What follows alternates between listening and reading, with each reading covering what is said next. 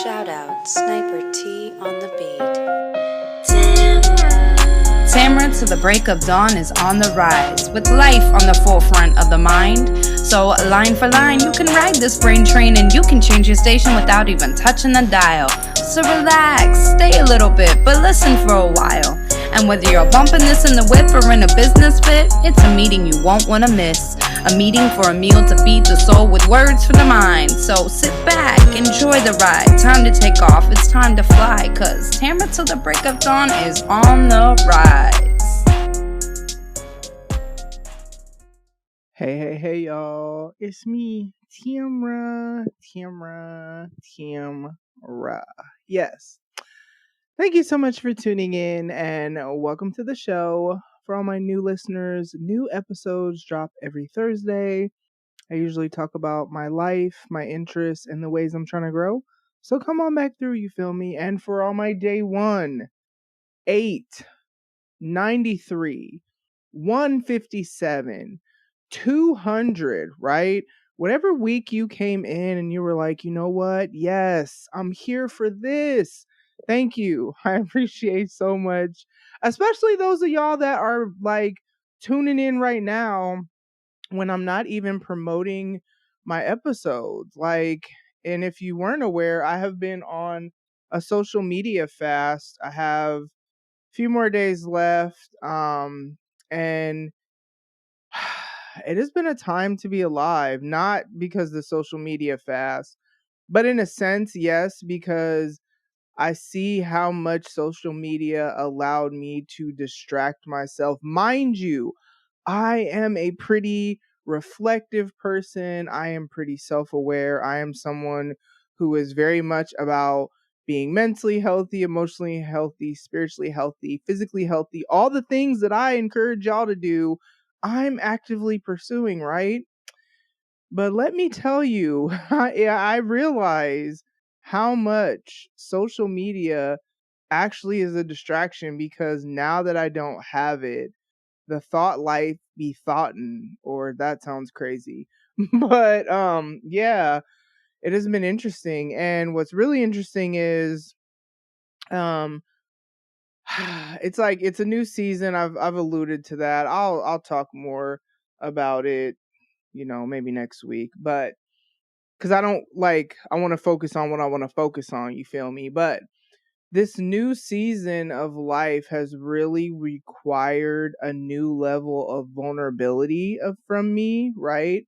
And it's really interesting because of that, that's why this episode is titled Vulnerability Ew, because if those of y'all that have been around forever know that when I first started the show, that's what I talked about, like how much I struggle with vulnerability. And what's crazy is I have come a long way since then. That was 4 years ago.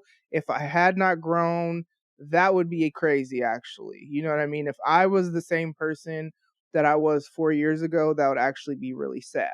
Not because I was a terrible person before, but just because I am very much about growth, moving forward, not for the sake of growth, but like that's just the way it goes. Like you should not be the same person.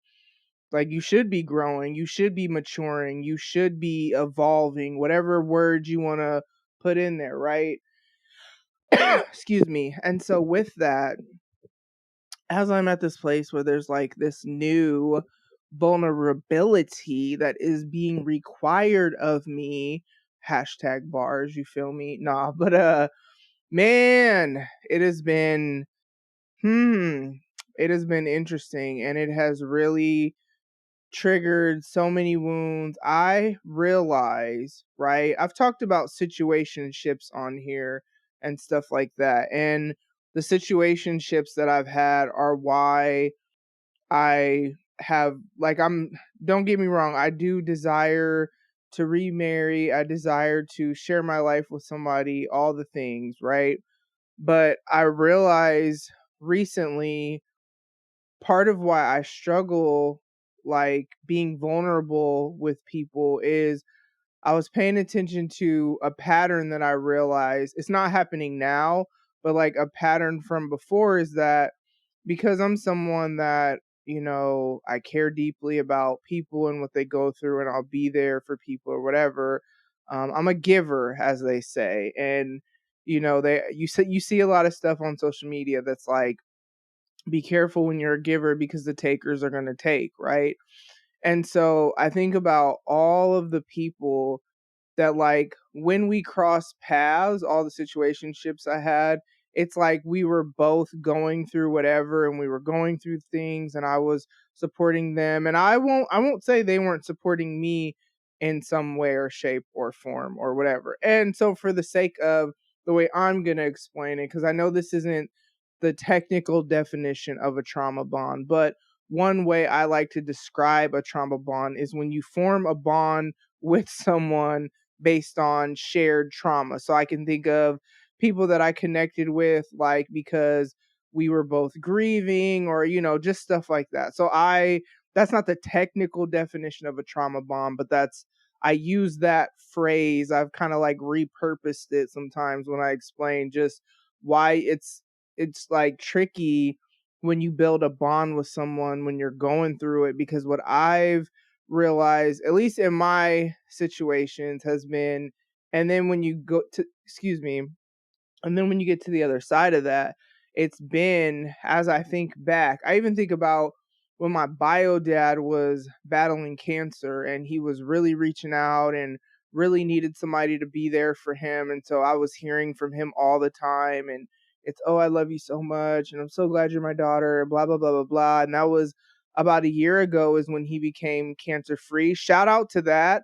I didn't want him to die of cancer. I also didn't want it to be that if he did and I had any sort of like bitterness or ill feelings in my heart, which I didn't, but I wanted to make sure that I didn't. So I don't regret reaching out to him. But what I've noticed, the pattern, right, is that people will grab onto, and I won't say take advantage of, but embrace the giver in me, embrace the person that's going to be there. And then when they no longer have that need for that, it's kind of like skeet scat skedaddle, right? So that said, as I've been kind of just reflecting on some stuff lately, I realize that's, and then I just, boy, I'm really struggling today. But and then I realize I just hit this point where I'm just like, bruh, it's not like I don't care about people. I'm not saying that. And I'm not saying I don't try to be there for people, but it's almost like I have PTSD. I have such a fear of abandonment, I realize now. Is that stopping me from like pursuing deep relationships with the people around me? No, because the thing about PTSD or fear of abandonment, will say, is that it's gonna trickle into every relationship. So it's not just if I was in a dating relationship that could like be a barrier. It's gonna be any relationship, right? And so with that, like, that has really come up a lot lately as I'm in a situation where it's just vulnerability with the people around me it's a requirement for just the season I'm in right now. And so that's where I've kind of realized, like, man, you really have a fear of abandonment. Like, I really wait for the other shoe to drop, as they say, and just I'm like all in to a degree. I realize I have been, and that I've definitely grown, but I would only be all in about what I wanted to be all in. And then when it's like you're getting to the core things of, well, I'm feeling self-conscious, or I'm feeling insecure because of this, or even telling somebody, like, I told somebody this really recently, but even to say, like, I have a fear of abandonment, that's like a level of, golly, a level of vulnerability that it's required of me at this level to be that vulnerable. But it's been really uncomfortable, because it's like, yeah, because then there's that, okay, well, is this going to be too much, right? Is this going to be the point where whoever is going to be like, I don't know if I really want to be their friend like that, or I don't, you know what I mean?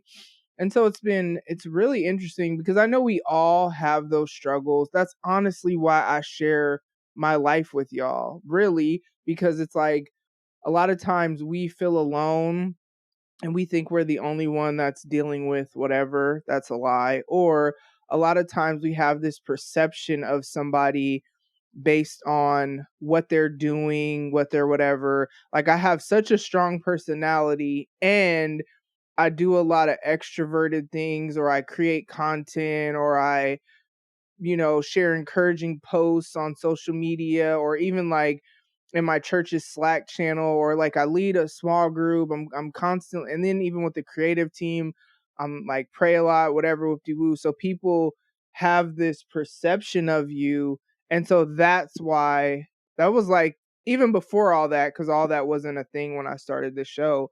But like a lot of why I talk about my life and what I'm going through and the ways I'm trying to grow is just so that if there's at least one person that could relate to it, and maybe I'm able to articulate it in a way that they really couldn't think about it or whatever. Like that's why I do what I do. So yeah, it has been a really man, like yeah, this past I'd say couple weeks has been tough, and but shout out to the support system that I do have. Like there are a few people, if you happen to listen to this, I don't be knowing who listens to my show. And it's so funny because when people tell me they do, I'm like, thank you. You know what I'm saying? I appreciate the support, but in some ways it's like I rather whoever listens be this anonymous factor that I don't know who it is because of what I talk about.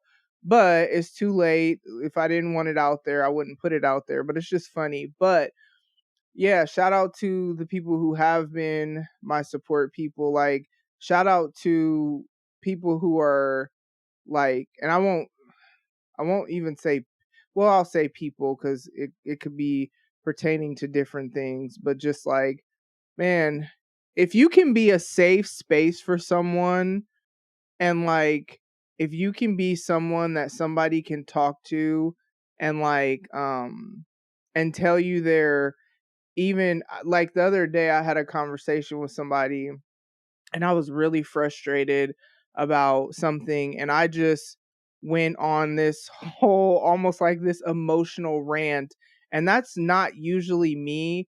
That just lets you know almost like how triggered I've been lately and just whatever. And I went on this whole emotional rant and was just saying all this stuff and trying not to cry. And I keep saying I'm not a crier. I didn't used to be. And then I guess, unfortunately, this might just be who I am as a person now. I keep hoping it's like, oh, it's just because of this. And I'm not like this isn't just who I am now, but it kind of now I don't cry like all the time over every little thing, but I've always been someone who felt things deeply, but crying was just not a thing as much as it has been, gosh, the past few months, honestly. And so it's just really interesting. But yeah, I was talking to him and I was just like going on and on and on. And then I can't remember what I said. And I was like, okay, I know that was very emotional. And I was just like, whatever.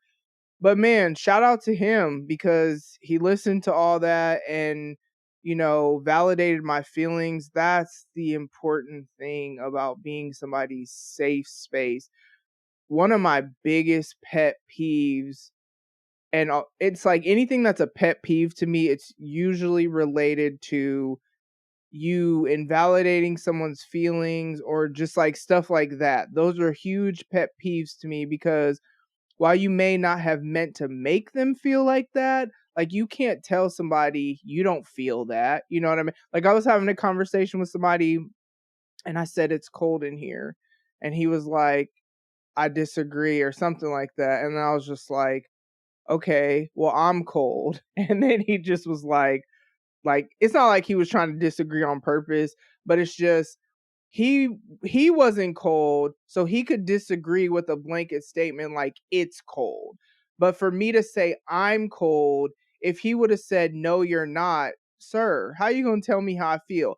That's the same thing as invalidating somebody's feelings. But that's on like a silly scale, but like that is like a huge pet peeve for me. So like one of the things I appreciate about a friend of mine in particular is that whenever we have a conversation, and it's crazy because I never asked him to do this, I just noticed he just does it. And one of the things that he always says is the feelings that you have are valid, and like don't feel shame for having those feelings and don't feel like you shouldn't have those feelings. And man, it brings out about like, man, am I about to cry right now? That's crazy. Hold on, y'all. It brings about so much like healing. And so I'll start there. Like him doing that brings about so much healing because of the many, many people in my life who have invalidated my feelings. That's why it's such a pet peeve of mine. Like all the things that I'm super passionate about being like healthy in relationships and healthy boundaries and stuff like that. I mean, like, yes, I'm passionate about, be mentally and emotionally healthy as well. But healthy boundaries and stuff like that are super important to me because I have had like not healthy relationships or not like healthy boundaries, excuse me, or stuff like that. So like there have been many, many people that should have been safe spaces in my life that weren't. And there have been many, many people that when I would like try to communicate how I felt about stuff, it was, no, that's not true, or you don't feel like that, or whatever. And that just, I don't care who it was, that just, it never set well with me for someone to tell me that's not how you feel. Like, that is how I feel. Like, I feel I'm the one feeling it. You know what I'm saying? Again, like I said earlier, you could say, I didn't mean to make you feel like that. Okay. Right. You can say, I didn't do it on purpose. It wasn't with malicious intent. That wasn't my intent or whatever way. But like, yeah. So it's just crazy because I never asked him to do this, but I just I've noticed how much peace it brings me when he says that, you know what I'm saying? And then I'm in a just really reflective state right now. Like I said, I'm doing this fast or whatever. And, I don't have social media as a distraction, but I've just really been thinking about that. But then I've also been thinking about just how, just the vulnerability it takes to have even just deep friendships, because it's like you don't know what you're going to go through in life. You don't know what you're going to feel. You don't know what you're going to think. You don't know what you're going to experience. I guess that's the go through part. You just don't know what's going to happen. And it's kind of like if you are fortunate enough to have safe people that you can really just process through and like say go on emotional rants and like give them the emotional response, but them not switch up on you or them not whatever. Like if you're fortunate enough to have that, cherish that, because I haven't always had that. And I also haven't really ever been vulnerable enough to allow that also, because that takes vulnerability. Because if you're going to have a relationship where somebody is your safe space um to see that side of you, that means you actually have to express that side of you. But the interesting thing that I truly believe, as I think about just different friendships I've had and how there'd be like this almost like, I don't want to say red flag because it's not like that, but just like I just feel like we be knowing, and sometimes where we mess up is we don't trust our instinct. I feel like we know when someone is safe and if someone isn't, and it doesn't always mean like dangerous safe. They're gonna like try to kill you or physically harm you or anything like that. But even if it's just emotionally safe, even if it's just somebody who's not going to validate your feelings, like that's not a safe space. You know what I mean? And so it's really interesting just the season that I'm in. And yeah, there's good happening. And next week we'll talk about it, right? But I really wanted to talk about this, and I really wanted to let y'all know that it's funny, as much as I have grown in vulnerability, now that I'm at a level, I don't know why everything's levels, but now that I'm in this place where like more vulnerability is required of me, and it's required of me, so like the family that I live with, it's easy to be vulnerable with them because I have known them for years and years and years, and they have been my people. So like they know a lot about me. But the people that I really feel the Lord is, you know, requiring, because it is what's required of me with everything that's going on. So like the people that he's saying, like, you need to be vulnerable with these people too. These are not people that I've known for years and years and years, right? And so it's just really interesting. And there's going to be different levels of vulnerability that are appropriate, you know what I'm saying, depending on the type of relationship you have. But yeah, I'm just in a season where I'm just like, ew, like, not you wanting me to be more vulnerable, like, but if you're gonna grow and, I mean, let's be real. If I want to remarry or even just be like in a relationship, we don't gotta jump. I mean, I do want to remarry. Like, that's the goal of whatever. Everybody feel different. That's my goal, right? If I ever want to get there, I have to be vulnerable with that person. Like, I have to, yeah. Like, it's so funny because even stuff like, and this is something silly, but okay, so vehicle situation, it whatever. It's not a thing right now. So I'm getting rides from different people, and but I'm still on that snatched 40s journey. So I'm still going to the gym. However, what that means is if I'm going to go to the gym, I have to get a ride with somebody to the gym. And it's so funny because there are workouts that we do, um it's staff workouts or whatever, same gym that I go to. And when the whole car foolishness began, I didn't go to the first staff workout because I didn't want to have to ride with someone and then get in their car afterwards being all sweaty after a workout. And so then I just kind of had to really think like, okay, so you're not going to go to the gym because of that, or are you going to be vulnerable? And there's precautions. Like, I got a ride with my friend yesterday, and I had this like jacket that I put down in his seat, and I sat on that instead of just like sitting on the seat. And it's funny because he kind of asked me about like why I was doing that or whatever. Actually, he didn't ask me why. He was just like, are you feeling, I forget what he said. I think he asked me if I was feeling self-conscious or something, and I was just like, yeah.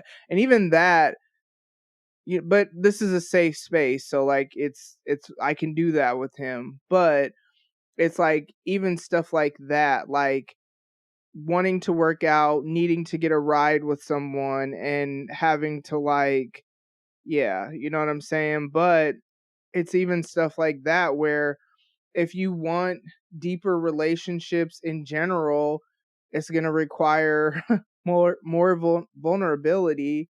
And yeah, that's an area that it's like I'm having to grow in that. In I'm not going to say it's uncomfortable because it's not like well, yeah, it is uncomfortable. Actually, I will say that because it's like it's not something that I've, like, it hasn't been safe to do that in the past, you know what I'm saying? So yeah, that is where we are at today, you know what I mean? But as always, make sure, I say this every week, make sure that you're taking care of yourself mentally. With this, I have to make sure that, because I'm doing a lot of peopling right now, and that's not going to change. If anything, it's probably going to increase, and that's fine. But I'm having to make sure that I take care of myself mentally. I'm having to make sure that I feel like I said this last week, or maybe I just told this to somebody. I need 2 hours to get ready in the morning. Not because it takes me a long time to get like dressed and all that. I don't even wear makeup or any of that stuff. It's because I need my quiet time before I even have to have a conversation with anybody. And so that's part of me taking care of myself mentally. You got to take care of yourself emotionally. So like, even though being vulnerable is uncomfortable, I know that it's needed. And so that's part of me being emotionally healthy, because like we all get triggered, right? I've been triggered a lot lately. We all get triggered, insecurities rise up in this, that, and the other, but there's healthy ways to deal with that. And that takes vulnerability. Otherwise, you're going to mistreat and mishandle the people that you're supposed to be wisely stewarding that are in your life. And so, with that, it's important to be spiritually healthy. So, as part of my quiet time in the morning, I read my Bible, I pray, all the things. Those are just daily disciplines, but plus I go to church and all that stuff. But those are things that are important to me, because we all got a spirit and it got to be healthy, and that's what I need to do so that I could be healthy. And if I do all them things, that plus being physically healthy, that's why I'm on the Snatch 40s journey, or whatever, you feel me.